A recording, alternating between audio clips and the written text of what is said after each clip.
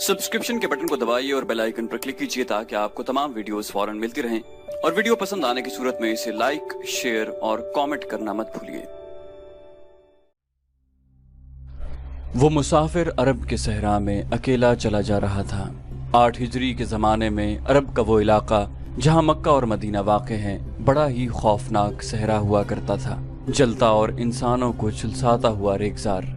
एक तो सहरा की अपनी सऊबतें थीं, दूसरा खतरा रहज़नों का था। मुसाफिर काफिलों की सूरत सफ़र किया करते थे, लेकिन ये मुसाफिर अकेला चला जा रहा था। वो आला नस्ल के जंगी घोड़े पर सवार था। उसकी ज़र्रा घोड़े की जीन के साथ बंधी हुई थी, उसकी कमर से तलवार लटक रही थी और उसके हाथ में बर्छी थी। उस जमाने में मर्दों के कद दराज, सीने चौड़े और जिस्म गठे हुए होते थे। ये अकेला मुसाफिर भी उन्हीं मर्दों में से था, लेकिन जिस अंदाज से वो घोड़े की पीठ पर बैठा था उससे पता चलता था कि वो शहसवार है और वो कोई मामूली आदमी नहीं। उसके चेहरे पर खौफ का हल्का सा भी तासुर नहीं था कि रहज़न उसे लूट लेंगे, उससे इतनी अच्छी नस्ल का घोड़ा छीन लेंगे और उसे पैदल सफर करना पड़ेगा। लेकिन उसके चेहरे पर जो तासुर था वो कुदरती नहीं था। वो कुछ सोच रहा था, यादों से दिल बहला रहा था या कुछ यादों को जहन में दफन करने की कोशिश कर रहा था। आगे एक घाटी आ गई, घोड़ा चढ़ता चला गया। खासी बुलंदी पर जाकर जमीन हमवार हुई। सवार ने घोड़ा रोककर उसे घुमाया और रिकाबों पर खड़े होकर पीछे देखा। उसे मक्का नजर न आया। मक्का उफक के नीचे चला गया था। अबू सुलेमान, उसे जैसे आवाज सुनाई दी हो, अब पीछे न देखो, मक्का को जहन से उतार दो, तुम मर्द मैदान हो, अपने आप को 2 हिस्सों में न कटने दो, अपने फैसले पर कायम रहो, तुम्हारी मंजिल मदीना है। उसने मक्का की समत से निगाहें हटा ली, घोड़े का रुख मदीना की तरफ किया और बाग को हल्का सा झटका दिया। घोड़ा अपने सवार के इशारे समझता था, नपी तुली चाल चल पड़ा। सवार की उम्र 43 बरस थी, लेकिन वो अपनी उम्र से जवान लगता था। सुलेमान उसके बेटे का नाम था। उसके बाप का नाम अल वलीद था। उसे अबू सुलेमान कहलाना ज्यादा पसंद था। उसे मालूम न था कि तारीख उसे खालिद बिन वलीद के नाम से याद रखेगी। ये नाम इस्लाम की अस्करी रिवायात और जज्बे का दूसरा नाम बन जाएगा। मगर 43 बरस की उम्र में जब खालिद मदीने की तरफ जा रहा था, उस वक्त वो मुसलमान नहीं था। छोटी छोटी झड़पों के अलावा वो मुसलमानों के खिलाफ 2 बड़ी जंगे उहद और जंगे खंदक लड़ चुका था। जब रसूल करीम सल्लल्लाहु अलैहि वसल्लम पर 610 ईस्वी बरोज सोमवार पहली वही नाजिल हुई, उस वक्त खालिद की उम्र 24 साल थी। उस वक्त तक वो अपने कबीले बनु मखजूम की अस्करी कुव्वत का कायद बन चुका था। बनु मखजूम का शुमार कुरैश के चंद एक मुअज़्ज़ज़ खानदानों में होता था। कुरैश के अस्करी उमूर उसी खानदान के सुपुर्द थे। कुरैश खालिद के बाप अल वलीद के अहकाम और फैसले मानते थे। 24 बरस की उम्र में यह हैसियत खालिद को भी हासिल हो गई थी, मगर इस हैसियत को ठुकरा कर खालिद अबू सुलेमान मदीने को जा रहा था। कभी वो महसूस करता जैसे उसकी जात से कोई कुव्वत उसे पीछे को घसीट रही हो। जब वो इस कुव्वत के असर को महसूस करता तो उसकी गर्दन पीछे को मुड़ जाती, लेकिन उसकी अपनी जात से एक आवाज उठती, आगे देख खालिद, तू वलीद का बेटा तो है, लेकिन वो मर गया है। अब तू सुलेमान का बाप है, वो जिंदा है। उसके जहन में 2 नाम अटक गए, मोहम्मद सल्लल्लाहु अलैहि वसल्लम जो एक नया दीन लेकर आए थे, और अल वलीद जो खालिद के बाप और मोहम्मद सल्लल्लाहु अलैहि वसल्लम और आपके नई दीन का बड़ा दुश्मन था। बाप ये दुश्मनी विरसे के तौर पर खालिद के हवाले करके दुनिया से उठ गया था। खालिद के घोड़े ने पानी की मुश्क पर अपने आप ही रुख बदल लिया था। खालिद ने उधर देखा, उसे गोल दायरे में खजूरों के दरख्त और सहरा के झाड़ी नुमा दरख्त नजर आए। घोड़ा उधर ही जा रहा था। नखलिस्तान में दाखिल होकर खालिद घोड़े से कूद गया। इमामा उतार कर वो पानी के किनारे 2 जानू हो गया। उसने पानी चुल्लू भर भर कर अपने सर पर डाला और 2-4 छींटे मुंह पर फेंके। उसका घोड़ा पानी पी रहा था। खालिद ने इस चश्मे से पानी पिया जो सिर्फ इंसानों के इस्तेमाल के लिए था। ये एक छोटा सा जंगल था।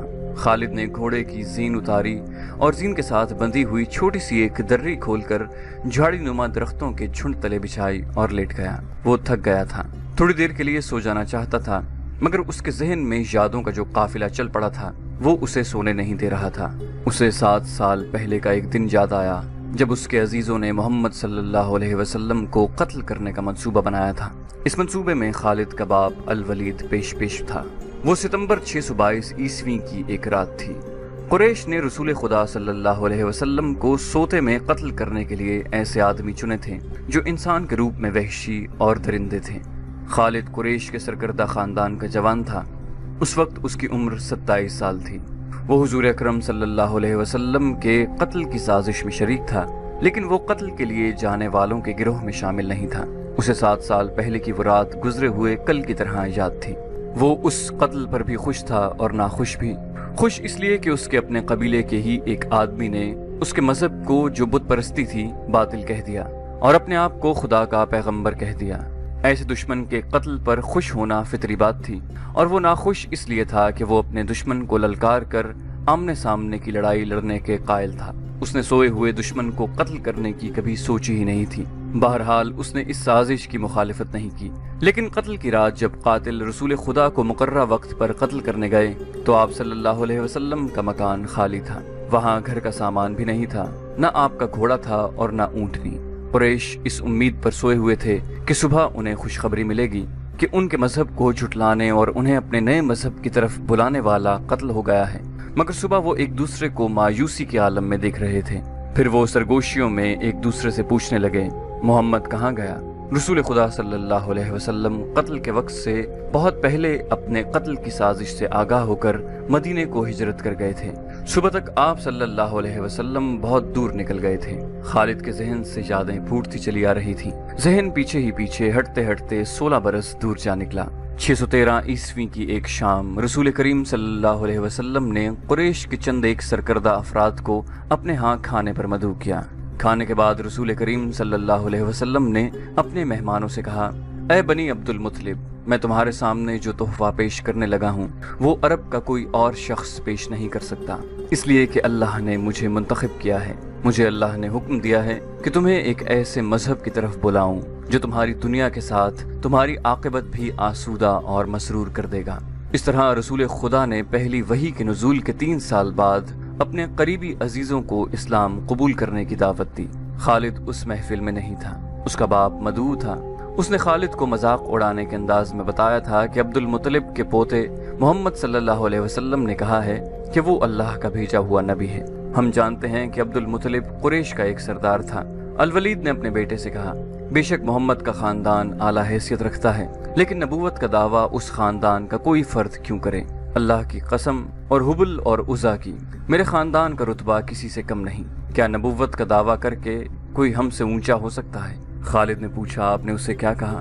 پہلے تو ہم چپ ہو گئے، پھر ہم سب ہنس پڑے۔ الولید نے کہا، لیکن محمد کے چچا زاد بھائی علی نے محمد کی نبوت کو قبول کر لیا ہے۔ خالد اپنے باپ کی طنزیہ ہنسی کو بھولا نہیں تھا۔ خالد کو 629 عیسوی کے ایک روز مکہ اور مدینہ کے راستے میں ایک نخلستان میں لیٹے ہوئے وہ وقت یاد آ رہا تھا۔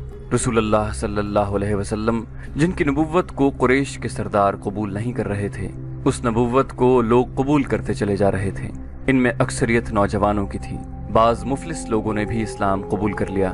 اس سے نبی کریم صلی اللہ علیہ وسلم کے حوصلے میں جان آ گئی اور آپ صلی اللہ علیہ وسلم نے اسلام کی تبلیغ تیز کر دی۔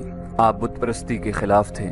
مسلمان ان 360 بتوں کے خلاف تھے جو کعبہ کے اندر اور باہر رکھے ہوئے تھے۔ طلوع اسلام سے پہلے عرب ایک خدا کو مانتے تھے اور پوجتے ان بتوں کو تھے۔ انہیں وہ دیویاں اور دیوتا کہتے اور انہیں اللہ کے بیٹے اور بیٹیاں مانتے تھے۔ وہ ہر بات میں اللہ کی قسم کھاتے تھے۔ قریش نے دیکھا کہ محمد صلی اللہ علیہ وآلہ وسلم کے جس دین کا انہوں نے مذاق اڑایا تھا وہ مقبول ہوتا جا رہا تھا، تو انہوں نے آپ صلی اللہ علیہ وسلم کی تبلیغی سرگرمیوں کے خلاف محاذ بنا لیا اور مسلمانوں کا جینا حرام کر دیا۔ خالد کو یاد آ رہا تھا کہ اس نے اللہ کے رسول صلی اللہ علیہ وسلم کو گلیوں اور بازاروں میں لوگوں کو اکٹھا کر کے انہیں اسلام قبول کرنے کی دعوت دیتے اور بتاتے دیکھا تھا کہ بت انہیں نہ فائدہ دے سکتے ہیں نہ نقصان۔ عبادت کے لائق صرف اللہ ہے جو وحدہ لا شریک ہے۔ رسول خدا صلی اللہ علیہ وسلم کی مخالفت کے قائد قریش کے 4 سردار تھے۔ ایک تو خالد کا باپ الولید تھا، دوسرا نبی کریم صلی اللہ علیہ وسلم کا اپنا چچا ابو لہب تھا، تیسرا ابو سفیان اور چوتھا ابو الحکم تھا جو خالد کا چچا زاد بھائی تھا۔ مسلمانوں پر سب سے زیادہ ظلم اور تشدد اسی شخص نے کیا تھا۔ وہ جہالت کی حد تک کینہ پرور اور مسلم کش تھا، اسی لیے مسلم اسے ابو جہل کہتے تھے۔ یہ نام اتنا عام ہوا کہ لوگ جیسے اس کا اصل نام بھول ہی گئے ہوں۔ تاریخ نے بھی اس پستہ قد، بھینگے اور لوہے کی طرح مضبوط آدمی کو ابو جہل کے نام سے ہی یاد رکھا ہے۔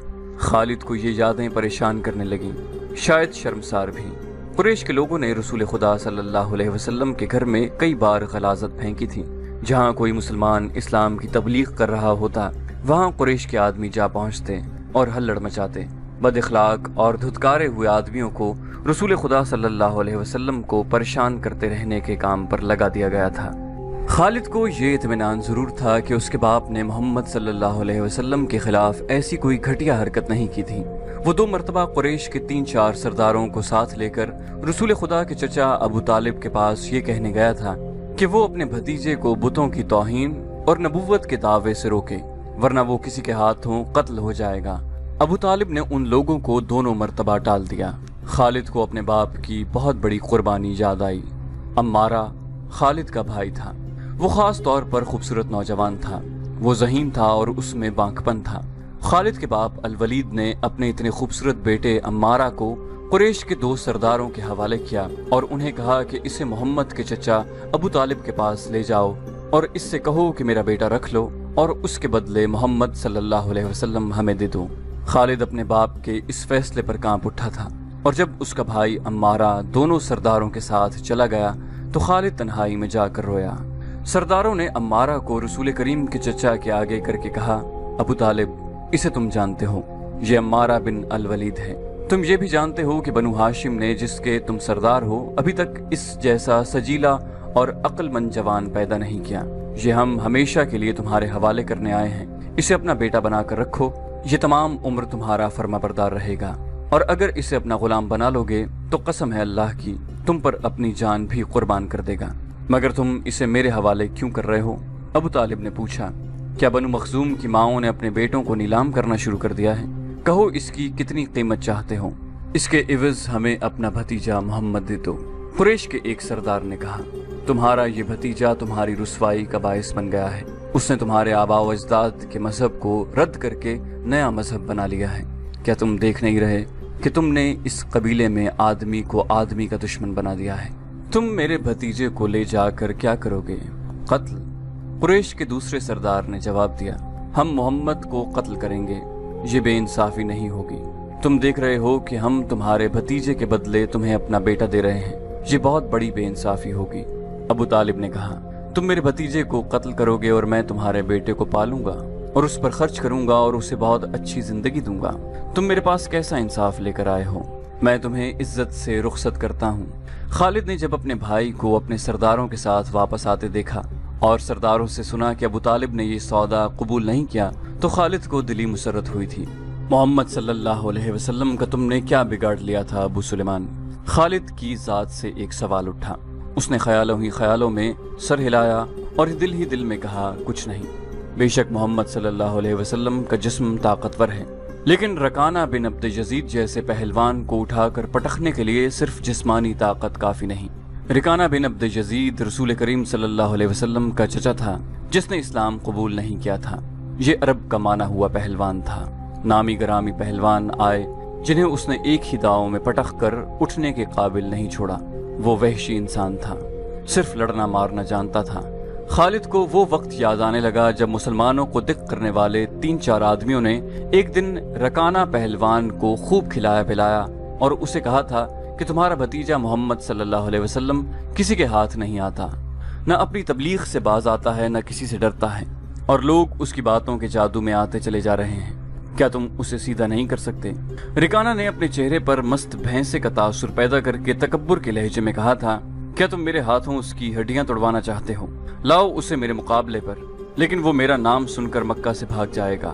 نہیں، میں اس کے ساتھ لڑنا اپنی توہین سمجھتا ہوں۔ اس نے اکسانے والے آدمیوں کی بات نہ مانی۔ وہ کسی پہلوان کو اپنے برابر سمجھتا ہی نہیں تھا۔ مسلمانوں کے دشمن خاموش ہو گئے تھے، لیکن سوچتے رہے کہ رسول خدا صلی اللہ علیہ وسلم کو رکانہ کے ہاتھوں گرا کر آپ صلی اللہ علیہ وسلم کا تماشا بنایا جائے۔ مکہ کے یہودی خاص طور پر رسول اکرم کے دشمن تھے، لیکن وہ کھل کر میدان میں نہیں آتے تھے۔ وہ خوش تھے کہ اہل قریش آپس میں بٹ کر ایک دوسرے کے دشمن ہو گئے ہیں۔ انہیں پتہ چل گیا کہ قریش کے کچھ آدمیوں نے رکانہ پہلوان کو اکسایا ہے کہ وہ رسول خدا کو کشتی کے لیے للکارے، لیکن وہ نہیں مان رہا تھا۔ ایک روز رکانہ رات کے وقت ایک گلی سے گزر رہا تھا کہ اس کے قریب سے ایک بڑی حسین اور جوان لڑکی گزری۔ چاندنی رات میں لڑکی نے رکانہ کو پہچان لیا اور مسکرائی۔ رکانہ وحشی تھا، وہ رک گیا اور لڑکی کا راستہ روک لیا۔ کیا تم جانتی ہو کہ عورت مرد کی طرف دیکھ کر مسکراتی ہے تو اس کا مطلب کیا ہوتا ہے؟ رکانہ پہلوان نے پوچھا۔ کون ہو تم؟ اس کا مطلب یہ ہوتا ہے کہ عورت اس مرد کو چاہتی ہے۔ اس جوان لڑکی نے جواب دیا، میں سبت بنت ارمن ہوں۔ اوہ، ارمن یہودی کی بیٹی، رکانہ نے کہا اور لڑکی کے کندھوں پر ہاتھ رکھ کر اسے اپنے قریب کر کے بولا، کیا میرا جسم تجھے اتنا اچھا لگتا ہے اور کیا میری طاقت؟ سبت نے پیچھے ہٹتے ہوئے کہا، تمہاری طاقت نے مجھے مایوس کر دیا ہے، تم اپنے بھتیجے سے ڈر گئے ہو۔ رکانہ نے گرج کر پوچھا، کون کہتا ہے؟ سبت نے جواب دیا، سب کہتے ہیں۔ پہلے محمد کو گراؤ، میں اپنا جسم تمہیں انعام میں دوں گی۔ خدا کے بیٹوں اور بیٹیوں کی قسم، تیری بات پوری کر کے تیرے سامنے لاؤں گا۔ رکانہ نے کہا، لیکن تو نے غلط سنا ہے کہ میں محمد سے ڈرتا ہوں۔ بات یہ ہے کہ میں اپنے سے کمزور کے ساتھ لڑنا اپنی توہین سمجھتا ہوں، لیکن تیری بات پوری کروں گا۔ مشہور مورخ ابن حشام نے لکھا ہے کہ رسول کریم صلی اللہ علیہ وآلہ وسلم نے خود رکانہ پہلوان کو کشتی کے لیے للکارا تھا، لیکن دوسرے مورخ ابن الاسیر نے جو شہادت پیش کی ہے وہ صحیح ہے کہ رکانہ نے محمد صلی اللہ علیہ وسلم کو کشتی کے لیے للکارا اور اس نے کہا تھا، میرے بھائی کے بیٹے، تم بڑے دل اور بڑی جرت والے آدمی ہو۔ میں یہ بھی جانتا ہوں کہ تم جھوٹ بولنے سے نفرت کرتے ہو، لیکن مرد کی جرت اور صداقت کا پتہ اکھاڑے میں چلتا ہے۔ آؤ میرے مقابلے میں اکھاڑے میں اترو، اگر مجھے گرا لو تو میں تمہیں اللہ کا بھیجا ہوا نبی مان لوں گا، اللہ کی قسم تمہارا مذہب قبول کر لوں گا، لیکن یہ ایک بھتیجے اور چچا کی کشتی نہیں ہوگی۔ رسول خدا صلی اللہ علیہ وسلم نے رکانہ کی للکار کے جواب میں کہا، ایک بت پرست اور سچے دین کے ایک پیغمبر کی لڑائی ہوگی، تو ہار گیا تو اپنا وعدہ نہ بھولنا۔ مکہ میں یہ خبر صحرا کی آندھی کی طرح پھیل گئی کہ رکانہ پہلوان اور محمد صلی اللہ علیہ وسلم کی کشتی ہوگی، اور جو ہار جائے گا وہ جیتنے والے کا مذہب قبول کر لے گا۔ قریش کا بچہ بچہ، مرد و زن اور یہودی ہجوم کر کے آ گئے۔ مسلمانوں کی تعداد بہت تھوڑی تھی، وہ تلواروں اور برچھیوں سے مسلح ہو کر آئے، کیونکہ انہیں خطرہ محسوس ہو رہا تھا کہ قریش کشتی کو بہانہ بنا کر رسول خدا صلی اللہ علیہ وسلم کو قتل کر دیں گے۔ عرب کا سب سے زیادہ طاقتور اور وحشی پہلوان رکانہ بن عبد یزید رسول کریم صلی اللہ علیہ وسلم کے مقابلے پر اترا۔ اس نے رسول خدا پر تنزیہ نظر ڈالی اور آپ صلی اللہ علیہ وسلم پر پھپتی کسی۔ آپ صلی اللہ علیہ وسلم مکمل خاموشی اور اطمینان سے رکانہ کی آنکھوں میں آنکھیں ڈال کر دیکھتے رہے کہ وہ بے خبری میں کچھ داؤ نہ کھیل جائے۔ رکانہ آپ کے ارد گرد یوں گھوما جیسے شیر اپنے شکار کے ارد گرد گھوم گیا ہو اور اب اسے کھا جائے گا۔ ہجوم رسول اکرم صلی اللہ علیہ وسلم کا مذاق اڑا رہا تھا۔ مسلمان خاموش تھے، وہ دل ہی دل میں اللہ کو یاد کر رہے تھے۔ انہوں نے اپنی تلوار کے دستوں پر ہاتھ رکھے ہوئے تھے، پھر نہ جانے کیا ہوا۔ رسول اکرم صلی اللہ علیہ وسلم نے کیا داؤ کھیلا۔ ابن الاسیر کہتا ہے کہ آپ صلی اللہ علیہ وسلم نے رکانہ کو اٹھا کر زمین پر پٹخ دیا۔ رکانہ زخمی شیر کی طرح اٹھا اور غرا کر آپ صلی اللہ علیہ وسلم پر حملہ آور ہوا۔ آپ صلی اللہ علیہ وسلم نے پھر وہی داؤ کھیلا اور اسے پٹخ دیا۔ وہ اٹھا تو آپ نے اسے تیسری بار پٹخا۔ بھاری بھرکم جسم 3 بار پٹخا گیا تو کشتی جاری رکھنے کے قابل نہ رہا۔ رکانہ سر جھکا کر اکھاڑے سے نکل گیا۔ ہجوم پر سناٹا طاری ہو گیا اور مسلمان ننگی تلواریں اور برچھیاں ہوا میں لہرا لہرا اور اچھال اچھال کر نعرے لگا رہے تھے۔ رسول اللہ صلی اللہ علیہ وسلم نے للکار کر کہا، چچا رکانہ، اپنا وعدہ پورا کر اور یہی اعلان کر کہ آج سے تو مسلمان ہے۔ رکانہ نے قبول اسلام سے صاف انکار کر دیا تھا۔ خالد نے نخلستان میں لیٹے لیٹے اپنے آپ سے کہا، یہ طاقت جسمانی نہیں تھی۔ رکانہ کو یوں 3 بار پٹخنا تو دور کی بات ہے، اسے کوئی پچھاڑ بھی نہیں سکتا تھا۔ رسول اکرم صلی اللہ علیہ وسلم کا تصور خالد کے ذہن میں نکھر آیا۔ وہ آپ صلی اللہ علیہ وسلم کو اچھی طرح سے جانتا تھا، لیکن اب وہ محسوس کر رہا تھا جیسے وہ محمد صلی اللہ علیہ وسلم کوئی اور تھے جنہیں وہ بچپن سے جانتا تھا۔ اس کے بعد آپ صلی اللہ علیہ وسلم نے جو رخ اختیار کیا تھا اس میں خالد آپ صلی اللہ علیہ وسلم کو نہیں پہچانتا تھا۔